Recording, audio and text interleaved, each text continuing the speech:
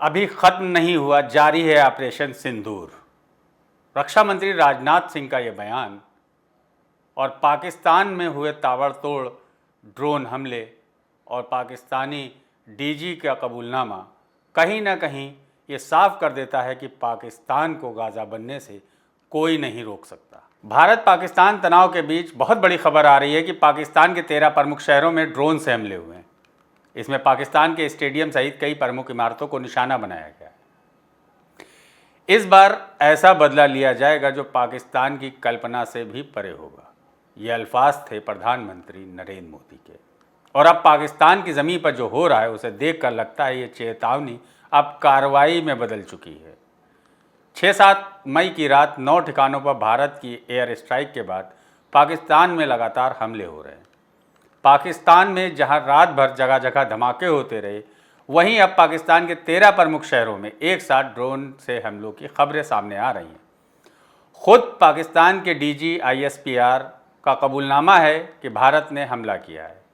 वहीं air strike पर सर्वदलीय बैठक के दौरान रक्षा मंत्री राजनाथ सिंह ने साफ कर दिया था कि ऑपरेशन सिंदूर अभी ख़त्म नहीं हुआ है, लेकिन सुरक्षा कारणों से इसकी बाकी जानकारी नहीं दी जा सकती, जिससे साफ हो गया है कि भारत पाकिस्तान पर लगातार कार्रवाई कर रहा है। 6-7 मई की मध्यरात्रि 1:05 पर लॉन्च हुआ था ऑपरेशन सिंदूर, जिसमें भारतीय वायुसेना ने POK के आतंकी ठिकानों पर हमला बोला था। 8 मई की रात पाकिस्तान के कई शहरों में धमाकों की खबरें सामने आई और अब 13 शहरों में ड्रोन से धमाके हुए, जिनमें लाहौर, रावलपिंडी, अटोक, चकवाल, शेखपुरा, घतोतकी, उमरकोट, एस्तोर, कराची, गुजरावाला, मियानो, धराकाई और बहावलपुर शामिल हैं। पाकिस्तान के DG ISPR lieutenant general Ahmad Sharif Chaudhry का बयान आया कि भारत चारों तरफ से हमला कर रहा है। इजरायली हैपर ड्रोन इस्तेमाल हो रहे हैं। उन्होंने ये भी माना कि कई ठिकाने तबाह हुए हैं और कुछ लोग मारे गए हैं, लेकिन पाकिस्तान ने मरने वालों का आंकड़ा नहीं बताया। भारत ने 6 और 7 मई की दरमियानी शब अपनी बुज़दिलाना तारीख दोहराते हुए रात की तारीखी में पाकिस्तान पर हमला किया। इस बुज़दिलाना हमले में उसने सिविलियन आबादी को निशाना बनाया, जिसकी तफसीलात और उसकी एक अपडेट, क्योंकि उसमें कुछ मज़ीद शहादतों की और ज़ख्मी होने की कंफर्मेशन हुई है, मैं आपको दोबारा से आगाह करूँगा। DG ISPR lieutenant general Ahmad Sharif Chaudhry का यह बयान कोई छोटी बात नहीं है। एक परमाणु हथियार संपन्न देश खुले मंच पर स्वीकार कर रहा है कि उसके 13 शहरों में एक साथ हमले हुए। पाकिस्तान पे जहां 13 शहरों में हमले हुए हैं, हमलों के केंद्र में थी पाकिस्तान की सैन्य और सामरिक संपत्तियां, जिसमें रावलपिंडी में जनरल हेडक्वार्टर पे हमला हुआ है, कराची में नौसेना का बेस तबाह हुआ है, लाहौर के गद्दाफी स्टेडियम को भारी नुकसान हुआ है, अटोक और चकवाल शेखपुरा में रडार और आयल डिपो को भारी नुकसान हुआ है, बहावलपुर और गुजरावाला में सेना की छावनियों में ब्लास्ट हुआ है। पाकिस्तानी मीडिया के मुताबिक कम से कम 22 ठिकानों पर हमला हुआ है। आपको बता दें, इजरायली हैपर ड्रोन जो 1000 किलोमीटर तक की रेंज रखते हैं, बेहद सटीक और घातक माने जाते हैं। इनका एक साथ इतने शहरों में उपयोग ये बताता है कि हमला बगैर गहरी योजना और रणनीति के मुमकिन नहीं था। कई सैन्य विशेषज्ञ मानते हैं कि ये एक coordinated stand of drone strike है। अचानक 13 शहरों में हमले के बाद पाकिस्तानी मीडिया में भी ज़बरदस्त हड़कंप मचा हुआ है। सवाल उठ रहे हैं कि ISI और सेना देश को सुरक्षा देने में नाकाम क्यों हो रही है।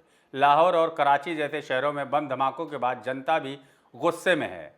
भारत की ओर से अभी तक कोई आधिकारिक पुष्टि नहीं हुई है, लेकिन प्रधानमंत्री मोदी का एक पुराना बयान फिर से वायरल हो रहा है।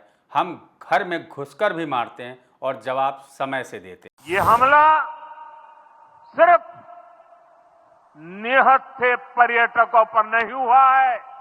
देश के दुश्मनों ने भारत की आत्मा पर हमला करने का दुस्साहस किया है। जिन्होंने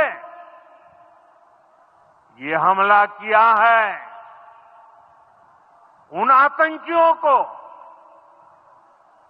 और इस हमले की साजिश रचने वालों को